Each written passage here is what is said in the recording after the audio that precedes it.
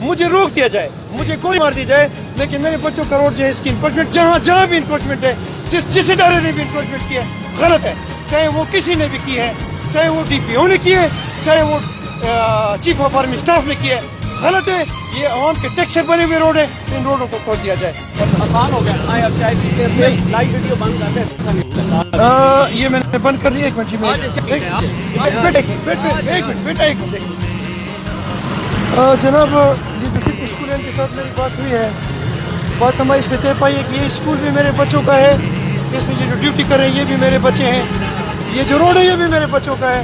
میری مدعا یہ ہے کہ یہ عوام کا روڈ جو ہے یہ ایمبولینسز کے لیے کھول دیا جائے. میں وی آئی پی نہیں ہوں, مجھے روک دیا جائے, مجھے گولی مار دی جائے, لیکن میرے بچوں کا روڈ جو ہے اس کی انکروچمنٹ جہاں بھی انکروچمنٹ ہے, جس ادارے نے بھی انکروچمنٹ کی ہے غلط ہے, چاہے وہ کسی نے بھی کی ہے, چاہے وہ ڈی پی او نے کی ہے, چاہے وہ چیف آف آرمی اسٹاف نے کی ہے, غلط ہے. یہ عوام کے ٹیکس سے بنے ہوئے روڈ ہیں, ان روڈوں کو کھول دیا جائے. اپنا بہت سارا خیال رکھیں.